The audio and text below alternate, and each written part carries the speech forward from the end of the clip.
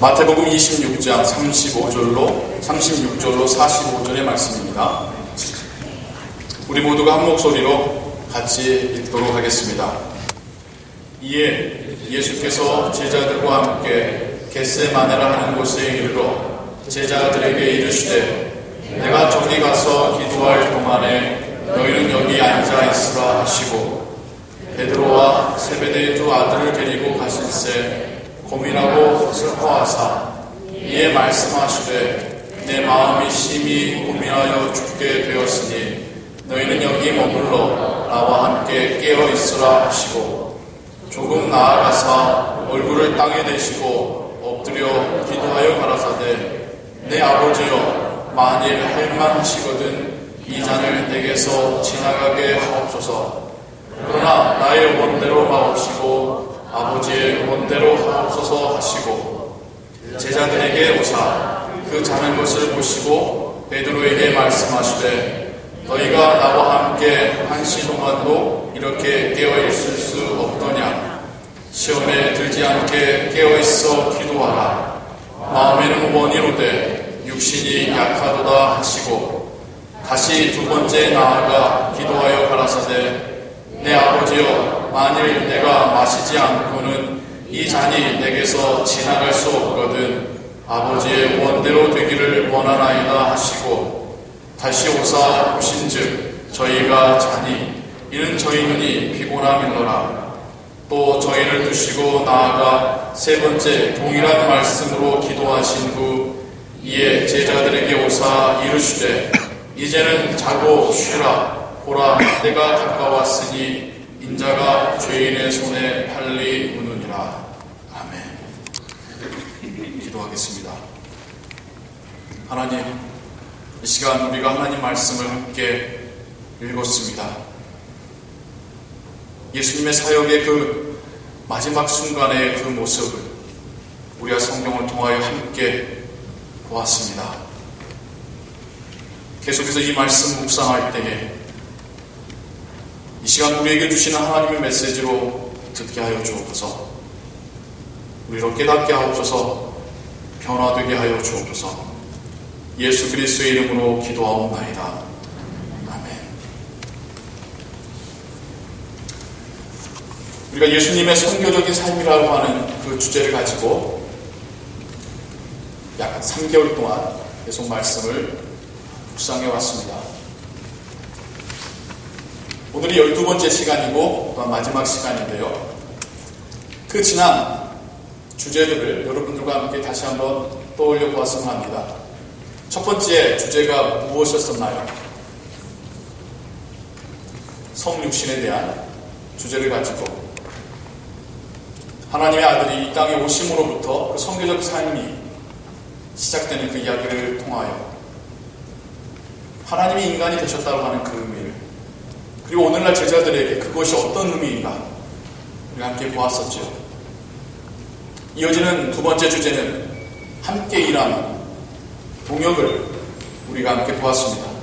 예수님과 세례 요한 사이에서의 동역을 서로가 겸손함으로 상대방을 높이고 합력하는 그 모습을 통하여서 우리가 선교적인 삶을 살아갈 때에 홀로 걸어가는 것이 아니라 함께 걸어간다고 하는 그 의미를 우리가 함께 보았었습니다.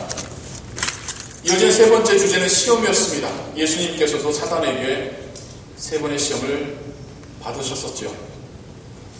우리의 선교적인 삶 가운데서도 우리에게도 동일한 주제에 동일한 의미의 시험들이 찾아올 것이라고 하는 그런 말씀을 함께 보았었습니다.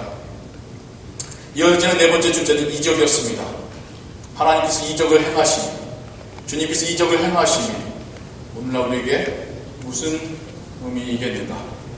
그걸 통하여 주님은 무엇을 의도하셨는가? 하나님의 영광이요 하나님의 뜻이 드러나기를 원하셨던 그 이적의 본질적인 의미를 우리가 함께 보았습니다. 그리고 예수님께서 마음과 육신이 연약하거나 또한 피폐해진 자들을 치유하시는 치유의 이야기들을 함께 보았었죠. 치유의 이야기를 통해서 우리가 무엇을 보았습니까? 치유된다라는 것이 뛰어나진다는 게 아니라 지극히 평범함으로 돌아오는, 회복되는 그 이야기를 통하여서 우리의 이 평범한 삶이 얼마나 큰 축복이고 하나님의 치유의 연속인지를 우리가 함께 보았었습니다. 또한 용서의 주제를 통하여서 하나님의 아들 예수 그리스도께서 하셨던 사역의 가장 큰 주제가 용서였음을, 또한 그 제자들에게 용서할 것을 당부하셨음을, 용서로 사람이 변화된다는 것을 우리 함께 보았었죠. 그리고 나서 주님께서는 제자들을 양육하시는 그 모습을 우리가 또 보았었습니다. 홀로 하시는 사역이 아니라 주님 떠난 이후에 그 제자들을 통하여서 계속해서 그 사역이 이어져 가도록 제자를 훈련시키시는, 특별히 그들 가운데 하나님 주님께서 특별히 이름까지 지으시면서 다독이시고 격려하시고 애정을 보이셨던 그 모습을 우리 함께 보았습니다. 여러분 성명한 자 여러분 다 기억이 떠오르시지요? 예. 얼마 전에 들으셨던 이야기들입니다. 그 다음 안식에 대해서, 쉼에 대해서도 우리 함께 보았었습니다. 주님도 쉬셨습니다. 주님도 주무셨고 주님도 식사하셨습니다. 제자들에게도 쉴 수 있도록, 먹을 수 있도록 도와주셨습니다.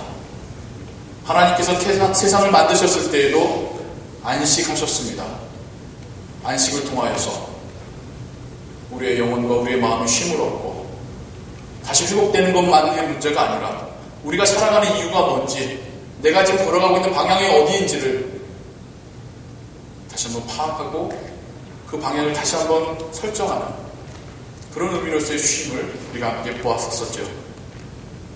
그러고 나서 섬김에 대해서 주님께서 제자들을 섬기심으로 본을 보이셨고 또한 제자들에게 서로 섬기라 명하셨던 그 말씀, 그 주님에게도, 그러한 주님에게도 또한 반대자들이, 논쟁자들이 나타났을 때에 그들과의 대화를 통해서 계속해서 하나님 나라를 가르쳐 주셨던 주님의 모습 우리 함께 보았었습니다.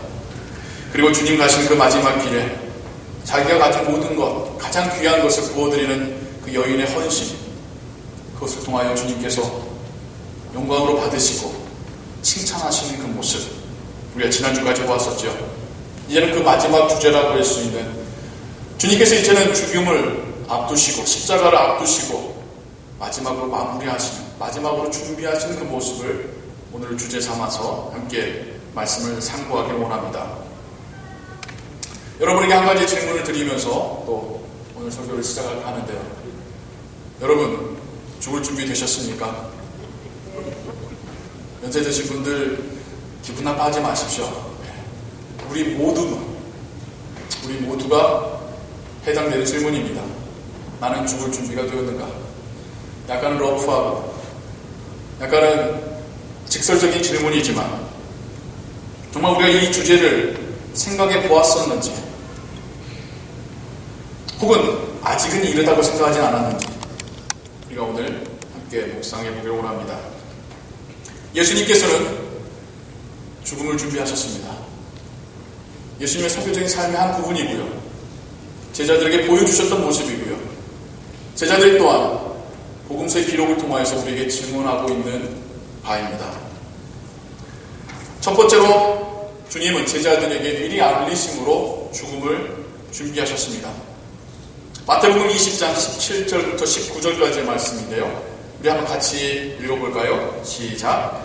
예수께서 예루살렘으로 올라가려 하실 때에 12 제자를 따로 데리시고 길에서 이르시되, 보라, 우리가 예루살렘으로 올라가노니 인자가 대제사장들과 서기관들에게 넘기우매 저희가 죽이기로 결안하고 이방인들에게 넘겨주어 그를 능욕하고 채찍질하며 십자가에 못 박게 하리니 제3일에 살아나리라.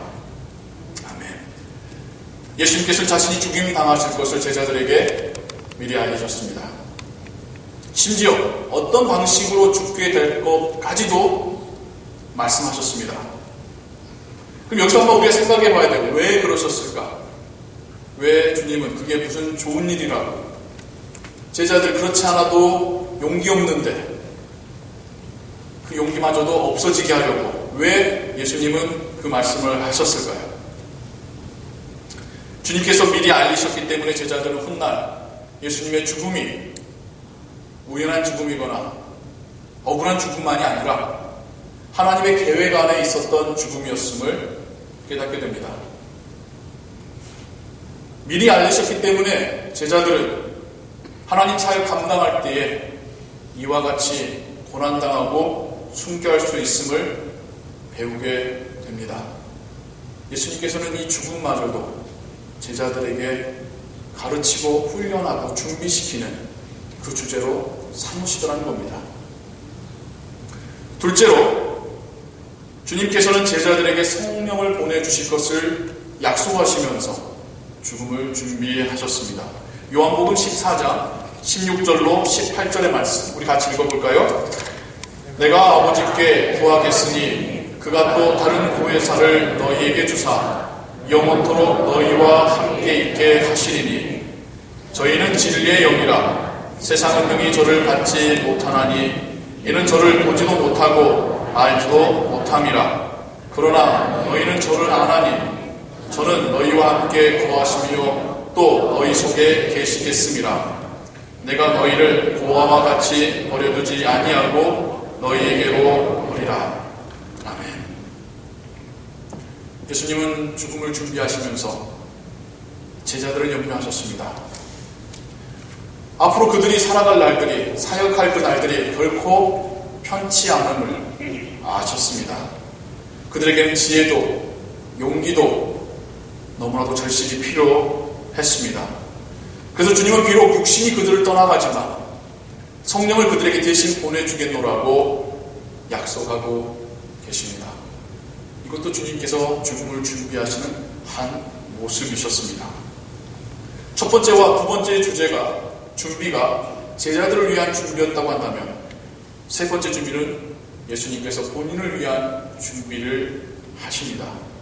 그 세 번째는 바로 하나님 아버지께 자기 자신을 위하여 기도하시는 모습입니다. 오늘 우리가 읽은 본문 마태복음 26장 36절로 45절에 나와 있는 말씀이죠. 예수님은 하나님의 아들이셨죠. 그리고 지금 예수님께서 당하셔야 될 이 죽음의 의미와 가치를 누구보다도 잘 알고 있는 분이셨죠. 그럼에도 불구하고 주님도 죽음이 쉽지는 않으셨습니다. 당연한 말 같지만 다시 한번 생각해 보십시오. 주님도 죽음이 쉽지는 않으셨습니다. 심지어 예수님께서는 만일 가능하시다면 이 고난의 잔을 피하게 해달라고까지 요청하셨습니다. 예수님께서도 죽음을 앞두고 땀을 피 흘리듯이 쏟으시며 기도하셨습니다. 누가복음 22장 44절에 이렇게 말씀하고 있습니다. 예수께서 힘쓰고 애써 더욱 간절히 기도하시니 땀이 땅에 떨어지는 빗방울같이 되더라. 세상에 죽는 것이 쉬운 사람이 어디 있겠습니까? 예수님께도 이것이 쉬운 일이 아니었다는 것입니다.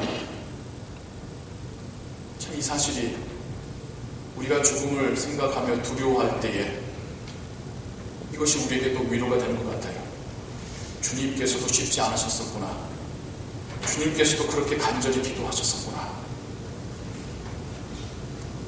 주님은 유월절 식사 마친 그 늦은 저녁 시간부터 배신자와 문병들이 자신을 잡으러 오는 그 새벽 시간까지 몸부림치며 기도하셨습니다. 깊은 고통 속에서 기도하셨고요.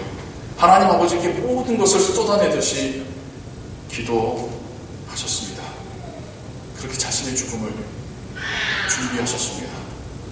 그리고 그 기도의 정점에서 결심하십니다. 우리 한번 마태복음 26장 42절의 말씀을 같이 읽겠습니다.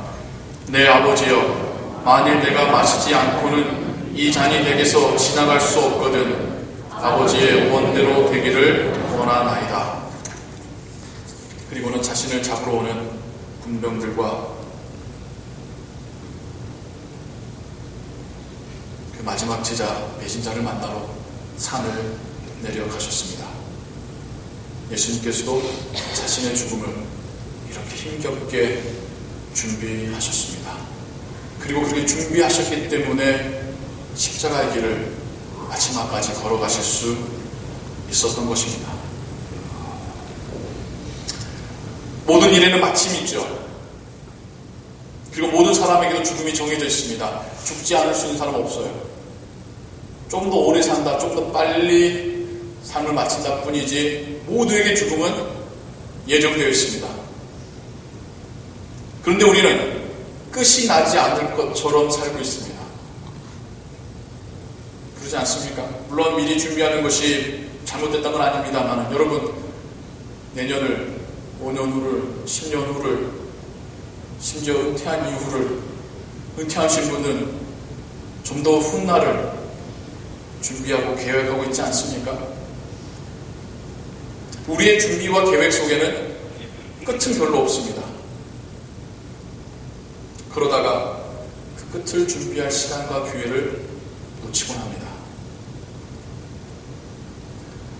죽음에 대해서 생각해 보지 않았기에 내가 지금 살아가는 이 길이 옳은 길인지를 생각해 보지는 않습니다. 죽음을 고려해 보지 않았기 때문에 때론 우리의 인생이 엉뚱한 데로 가기도 합니다. 물론 죽음은 무겁고 무섭고 불편한 주제입니다.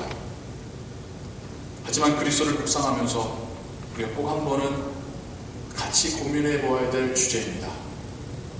우리 앞에도 죽음은 놓여져 있기 때문이죠.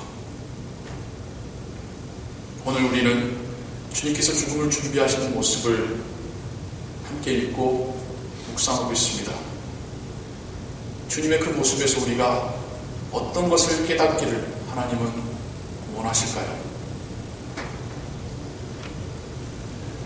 먼저 죽음에 대해서 인정하고 나면 오히려 마음의 평안을 얻는 것 같습니다. 내가 좀 가난하다고 부끄러울 이유도 없고요. 남을 미워하는 마음도 사라지게 됩니다. 죽을 때까지 미워할 수는 없잖아요. 죽고 나서도 미워할 수는 없잖아요.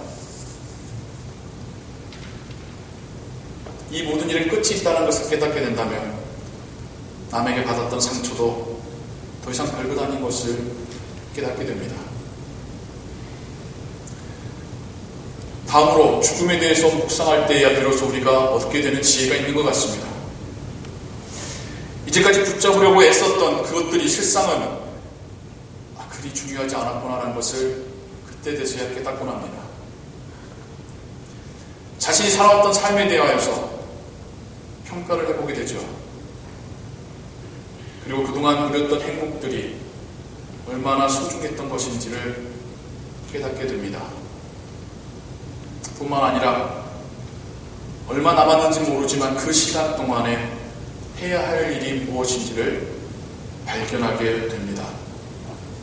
우리의 죽음을 생각할 때, 그걸 인정하고 준비할 때에 우리 안에 이러한 변화가 나타나게 됩니다. 예수님의 말씀에서나 사도 바울의 가르침에서나 죽음과 고난에 대하여서 준비하라고 당부하셨던 많은 말씀들이 있습니다. 제자의 삶에서 피할 수 없는 것이기 때문이죠. 사명을 위해서 고난받고 죽는 것뿐만 아니라 그냥 인생의 죽음도 우리는 마음으로 준비해야 합니다. 그러할 때에 옳은 죽음, 의미 있는 죽음, 행복한 죽음을 준비할 수 있기 때문입니다. 그런데 우리가 죽을 것을 안다는 것만으로는 그 준비가 온전해질 수는 없는 것 같아요. 예수님께서 우리에게 한 가지 더 보여주셨습니다. 그 죽음을 앞두고 기도하시고 제자들을 가르치시고 제자들에게 성령을 보내주시겠다 하셨던 그 주님의 모습에서 주님은 한 가지를 더 보여주십니다. 주님 본인이 부활하신 모습을 제자들에게 보여주십니다. 예수님께서 부활하신 이후에 하늘나라로 곧장 올라가실 수 있으셨습니다. 곧장 올라가신다고 해도 잘못된 거 하나 없습니다. 그러나 굳이 40일을 남으시면서 제자들에게 다시 살아난 그 모습을 보이신 이유는 그들에게 사명을 맡기실 뿐만 아니라 죽음 이후에 부활이 있음을 직접 보여주시기 위해서였습니다. 주님이 직접 보여주신 그 부활된 육신만큼이나 확실한 증거가 또 어디에 있겠습니까? 그리스도인들이 죽음을 준비할 때에 두려움을 극복할 수 있는 것은 우리는 부활을 믿기 때문입니다. 그리스도인들은 죽음 이후에 다시 살아날 것이기 때문입니다. 영원히 하나님과 함께 살 것이기 때문입니다.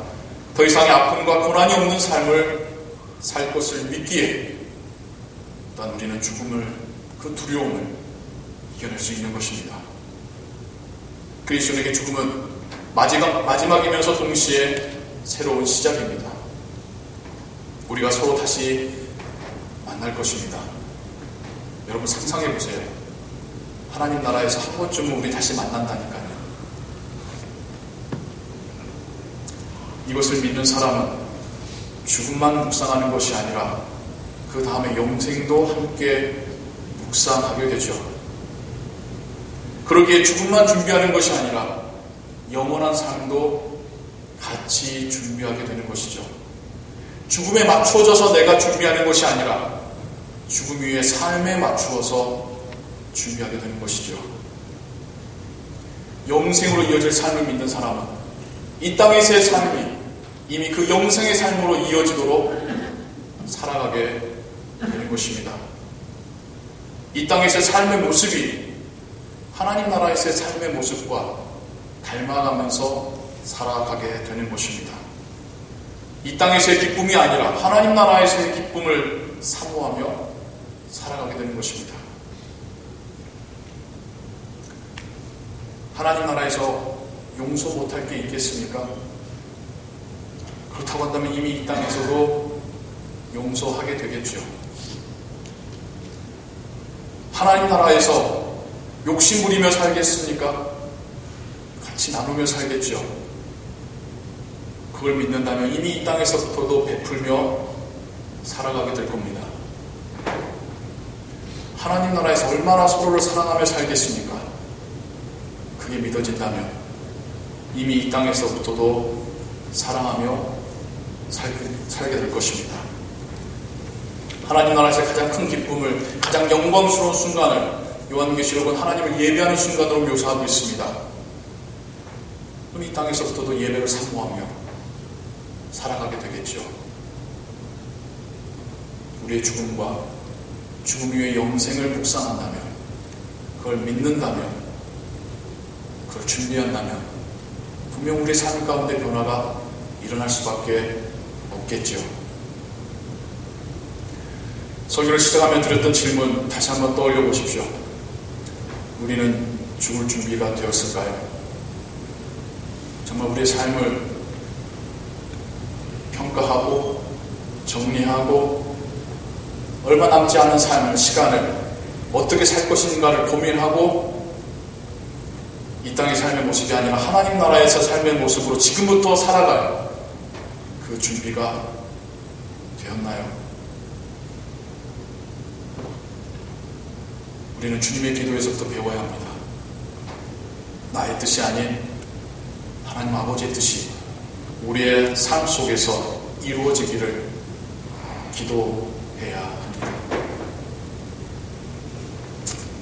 주님의 삶의 모습을, 선교적인 삶을 이렇게 함께 우리가 묵상할 때에 정말 우리 삶 가운데서도 조금이나마 주님을 닮아가는 변화가 있기를 예수 그리스도의 이름으로 축원합니다. 다시 한번 주님께서 하나님 아버지께 죽음을 준비하며 간절히 기도하셨던 성경의 모습을, 이야기를 같이 읽기를 원합니다. 같이 읽겠습니다. 시작. 이에 예수께서 제자들과 함께 겟세마네라 하는 곳에 이르러 제자들에게 이르시되 내가 저기 가서 기도할 동안에 너희는 여기 앉아 있으라 하시고 베드로와 세베대의 두 아들을 데리고 가실새 고민하고 슬퍼하사 이에 말씀하시되 내 마음이 심히 고민하여 죽게 되었으니 너희는 여기 머물러 나와 함께 깨어 있으라 하시고 조금 나아가서 얼굴을 땅에 대시고 엎드려 기도하여 가라사대 내 아버지여 만일 할만하시거든 이 잔을 내게서 지나가게 하옵소서. 그러나 나의 원대로 마옵시고 아버지의 원대로 하옵소서 하시고 제자들에게 오사 그 자는 것을 보시고 베드로에게 말씀하시되 너희가 나와 함께 한시 동안도 이렇게 깨어 있을 수 없더냐. 시험에 들지 않게 깨어 있어 기도하라. 마음에는 원이로되 육신이 약하도다 하시고 다시 두 번째 나아가 기도하여 가라사대 내 아버지여 만일 내가 마시지 않고는 이 잔이 내게서 지나갈 수 없거든 아버지의 원대로 되기를 원하나이다 하시고 다시 오사 보신즉 저희가 자니 이는 저희 눈이 피곤하 밀러라. 또 저희를 두시고 나아가 세 번째 동일한 말씀으로 기도하신 후 이에 제자들에게 오사 이르시되 이제는 자고 쉬라. 보라 때가 가까웠으니 인자가 죄인의 손에 팔리우느니라. 아멘. 기도하겠습니다. 하나님, 주님께서 십자가 죽음을 앞두고 하나님 앞에 고통 가운데 기도하셨던 그 모습, 제자들을 당부하시며 또한 성령을 보내시겠다 약속하셨던 그 말씀들 우리가 함께 묵상하였습니다. 더불어서 주님께서 부활하심으로 그 모습을 보여주시며 제자들에게 하나님 나라를 다시 한번 확증시켜 주셨음을 우리가 함께 묵상하였습니다.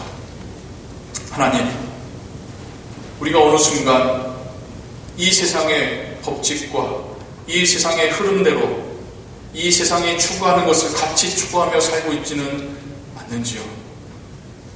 마치 이 삶이 영원할 것처럼 착각하며 살고 있지는 않는지요.